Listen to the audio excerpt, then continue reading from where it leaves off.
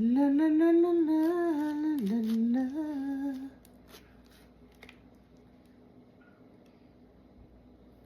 Ganito po ako maghiwa ng aking pineapple. Ayan, guys. Kasi isi-save ko po ito sa freezer kada mag-ano po ako, anong tawag nyon? Mag-blender, mag-smoothie po ako. Ito po ay diretso na po. Pero kumain tayo po kasi grabe, ang sarap talaga niya. Alam mo, one day mayroon akong kaibigan na Chinese. Professor siya po ng Ohio State University. Matanda na siya po, mga siguro nasa 60 plus. Ang sinabi niya sa akin, one day nagkaroon ako ng trangkaso. Tinanong niya ako, na anong nangyari sa'yo? Sabi ko kasi nagka-colds ako. Sabi niya, ay nako, huwag ka uminom ka ba ng gamot? Sabi ko, wala. Sabi ko po, yung over-the-counter medicine. Sabi ko. Sabi niya, ay naku, huwag kang uminom ng medicine. Kasi yung the best nga antibiotic is pineapple. Kakain ka lang ho ng pineapple. Sabi niya, kakain lang daw ako ng pineapple. Matatanggal yung akin daw na sipon. Hindi daw ako sakitin. Kaya ang ginagawa natin, lagi tayong kumakain ng pineapple po. Oo.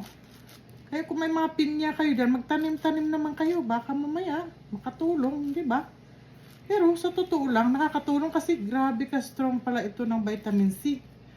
At saka, yung mayroon siyang kasama na na pang healing, anti-inflammatory sa ating mga katawan. Anti-inflammatory. Pareho din siya ng malunggay. Pero ang malunggay mas superfood. Marami siyang kasama, kasi marami siyang dala. Pero pag ipagsama mo ito sila, mas stronger, 'di ba? Kaya gugo lang, guys. Hindi naman tayo maano nito kasi prutas. Walang ma-overdose sa prutas kasi wala ba yung ma-overdose po tayo sa mga gamot nga iniinom natin araw-araw, yung mga kung ano-anong over-the-counter dyan medicine, hindi yan maganda. Di ba, guys? Yan lang po yun.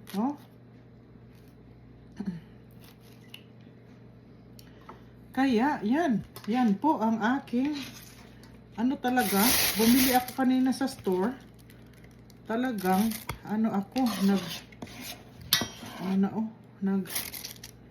spend time ako ang binili ko lang ito saka kung ano mga kailanganin para sa aking smoothies. Ang aking lemon, yun. Ang lemon kasi vitamin C plus cleansing, pang cleansing talaga sa ating body. Pang detox. Yan, kasama din ito.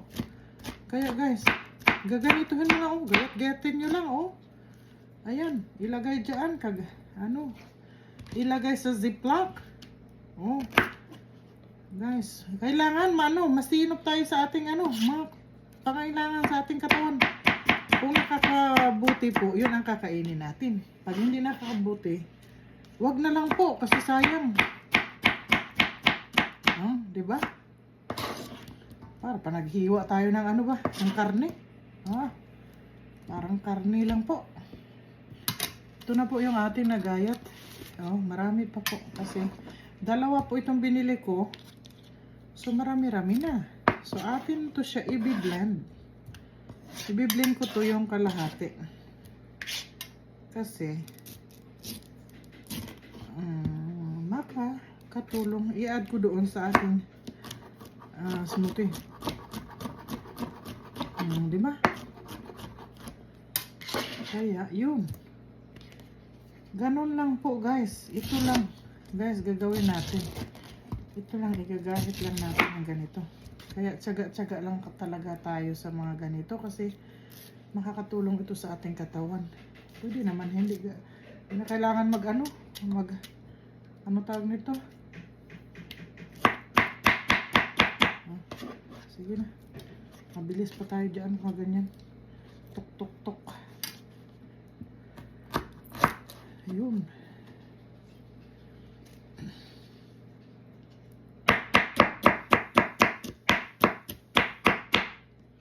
Ay, nagka-allergy din ako sa kamay dahil pag sobra kainit yung ginagamit kong tubig, ayan oh, nagkakaroon no, na, ayan oh. Nagkakaroon din ako na, ano na oh, kasi may skin asthma po tayo. Hindi tayo pwede sa mga mababango. Hindi tayo pwede sa mga maiinit na tubig na sobrang init. Magbe-break out yung aking mga balat. Yan, since bata pa po ako, ganyan ang aking ano. Sa init, hindi din tayo pwede na sobrang humidity. Yan. Kaya talagang pinadala tayo dito ng Panginoon dahil kailangan natin ng malamig ng no, kunting lamig na mga weather. O, diba? Ayan.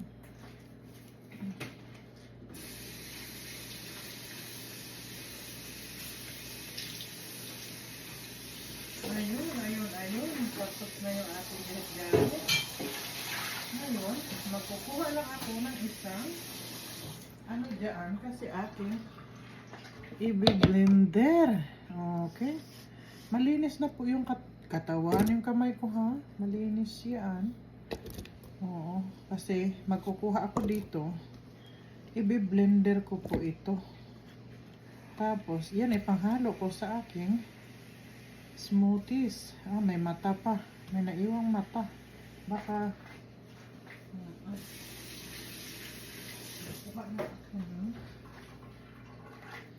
ito ang aking towel. Where is my towel? Talagang kukuha lang tayo na ano na ito ang ano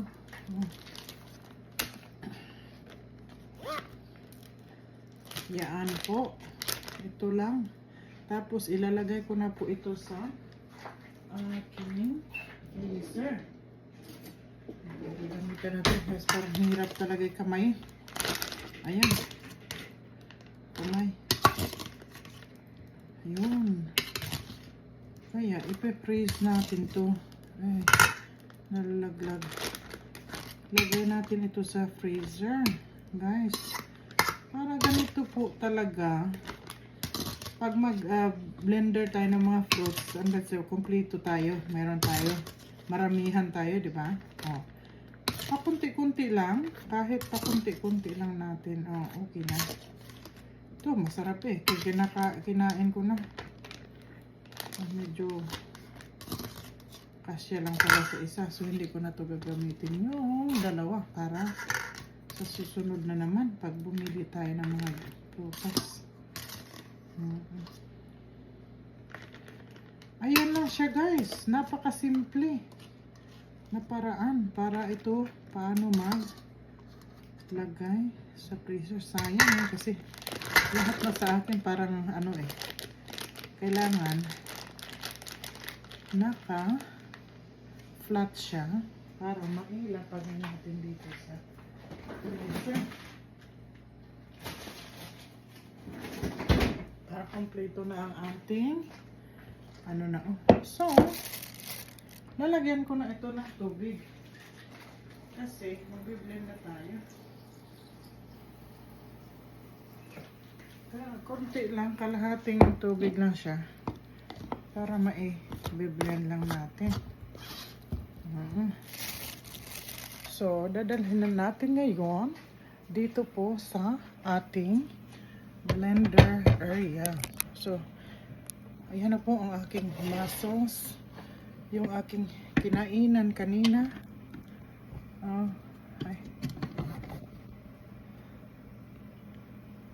Ayan na, mag-blend na ako. Ito yung muscles ko. Sobrang sarap. Parang sa akin, sobrang taba niya. Kaya ito, yung aking mag-blender po ako nito. Tapos, i-add ko yan sa aking smoothie bukas. Kada inom ko po, kukuha na ako dyan, i-add ko. So, yun. Tatanggalin natin itong ating charger. Kaya, dito tayo sa akin.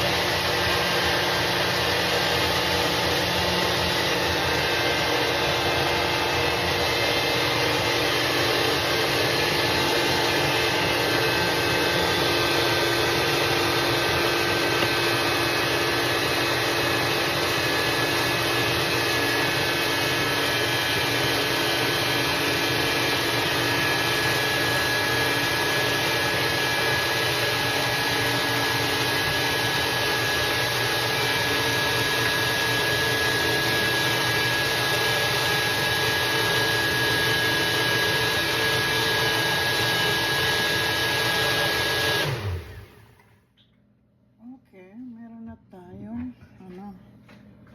meron akong mason jar. So yung mason jar is to talagang siya tight sealed talaga siya.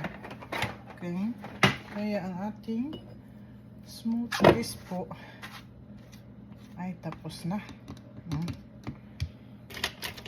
Kaya ililipat na natin ito.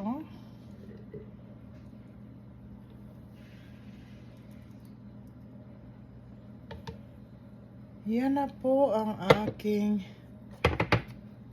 pineapple na pinipreserve natin po para sa ating smoothie. Okay? Okay, thank you guys for watching. Ito yun ang ating mga preserves. Talagang itatight natin. Kaya, ito na siya. So, ito na yung ating magiging i-blend natin. Doon sa ating mga smoothies. Ilagay natin sa ref. Ilalagay na ngayon natin sa ref. Okay. So, bukas, i-mix ko na yan sila. Ito po, ay gagawa tayo mamaya ng lemon. Okay. Thank you for watching guys. Thank you so much. Okay. Bye-bye.